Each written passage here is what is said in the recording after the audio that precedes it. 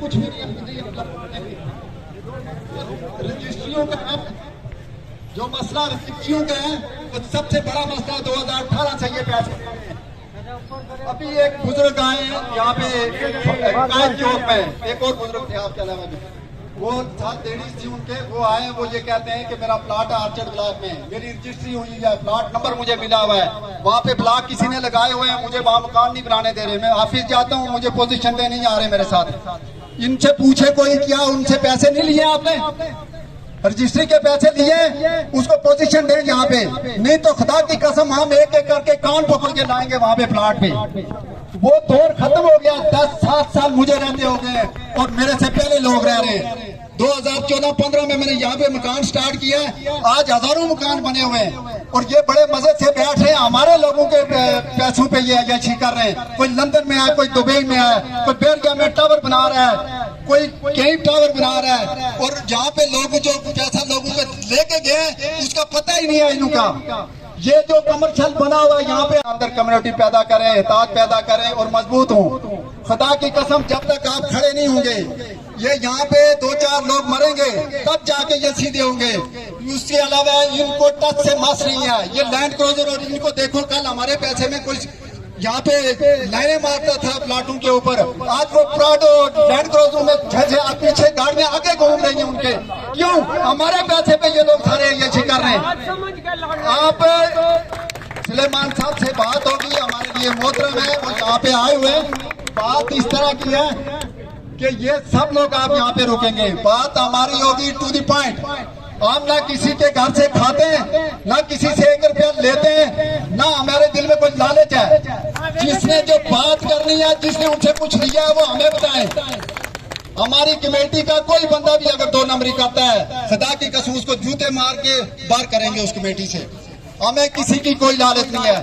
हमने अब्दुल रहमान साहब का बहुत साथ दिया है, कंपनी का साथ दिया है, जो काम कंपनी ने करना था वो हमने करके दिया उसे, और आज तक उन्होंने पूछा नहीं है कि आपके पास डिमांड नोट आया है, आपके शाबाश देते हैं हम, आपने बहुत अच्छा काम किया है, बजाय इसके कि वो ये बात कहते हैं कि नहीं जी हमने तो वहां से पैसा ही नहीं कमाया, हमारा नुकसान हुआ है।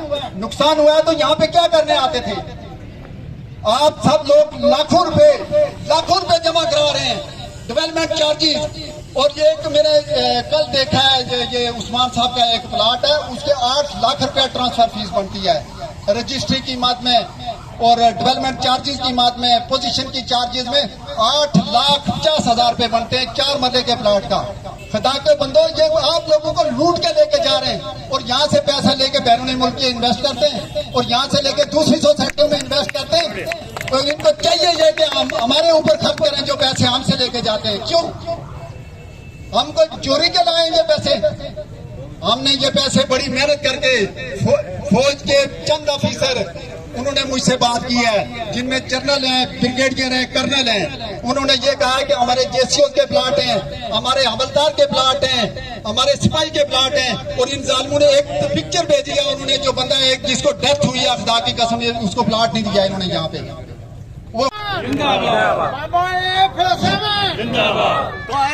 बिस्मिल्लाहिर्रहमानिर्रहीम, नहमदुहु व नुसल्ली अला सय्यिदिल करीम, अम्मा बाद, औज़ु बिल्लाहि मिनश शैतानिर रजीम, बिस्मिल्लाहिर्रहमानिर्रहीम।